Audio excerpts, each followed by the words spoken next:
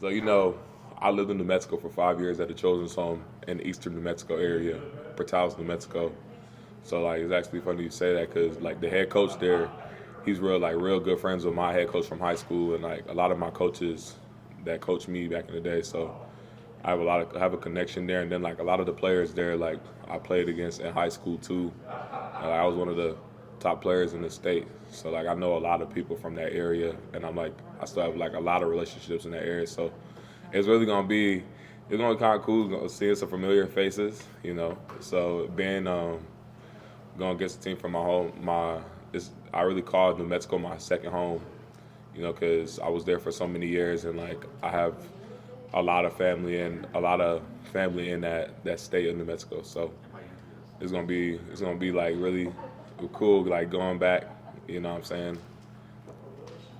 What is New Mexico like? Because I think of it as like hippies that eat peyote and sit in the Nah, it's New Mexico. I would say like it's a lot of space, like really friendly people. Really friendly people. Great Mexican food.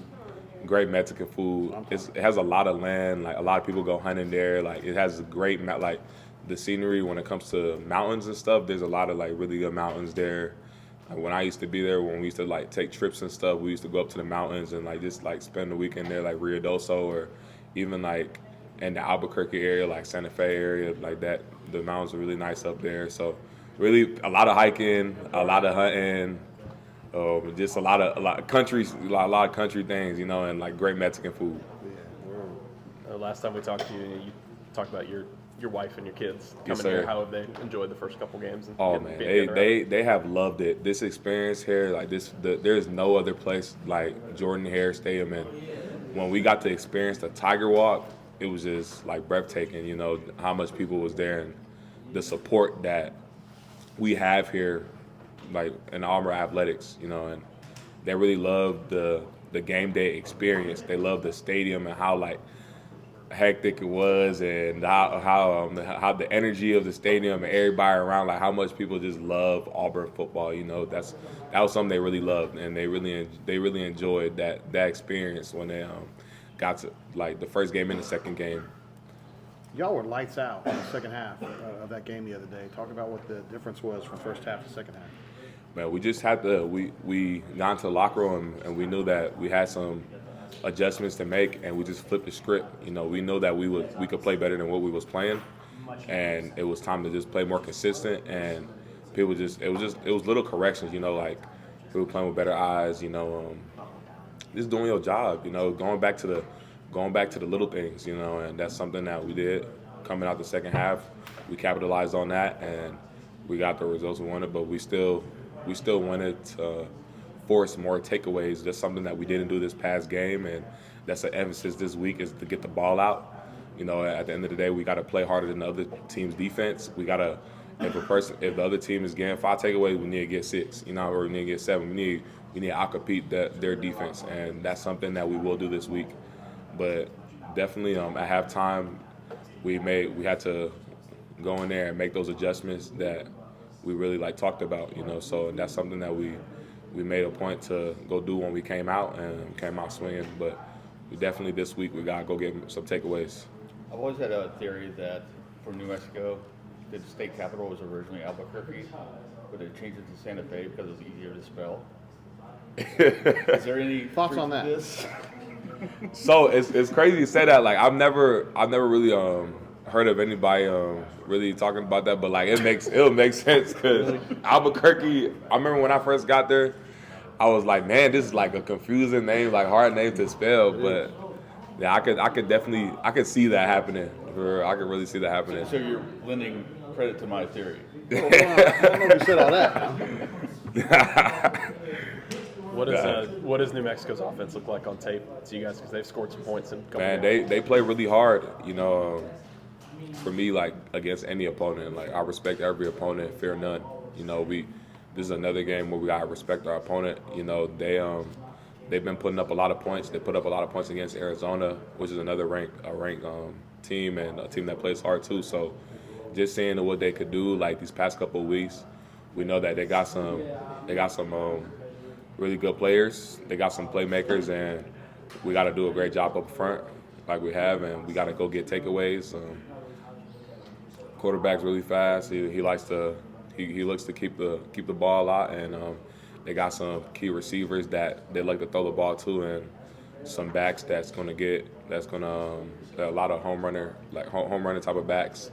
So really, this week we just gotta put an emphasis on taking the ball out, getting them takeaways, and I think we're gonna do what we want to do.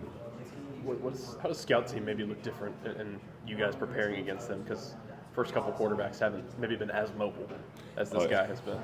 So we definitely what we're gonna do this week, we're gonna put guys in a position at quarterback to like really give us a great look, because they have their quarterback's a running quarterback, and we got some guys that really stimulate to him, like size-wise and like athletic ability. So they're going to be back there giving us a great look and getting us ready to play them and making us allowing us to be in our best shape when we get in the game. Philip, is there anything you feel like you learned about the defense these last couple of days?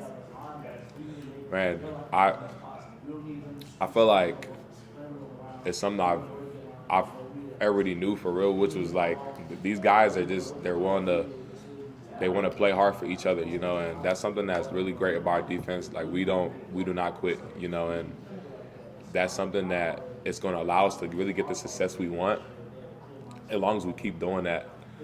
But this guy stepping up, like something that I really noticed is, guys that probably haven't said much is like in the past, but really these past couple of games are stepping up and really like trying to make a fork to lead this team too, which is something that we need, So I think that's great. I think we got guys that have the same mentality, and we got guys that all want to get to the same goal, which is win a lot of games and to play like phenomenal defense and to get a lot of takeaways and play attacking defense. And as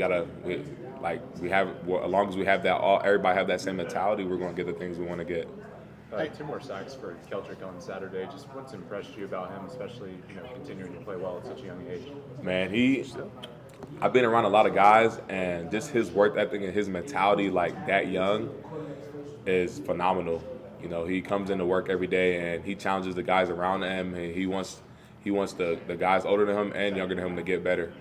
And that's something that shows up on game day. How he plays with phenomenal effort. Like, his motor sticks out on film, and his technique is amazing.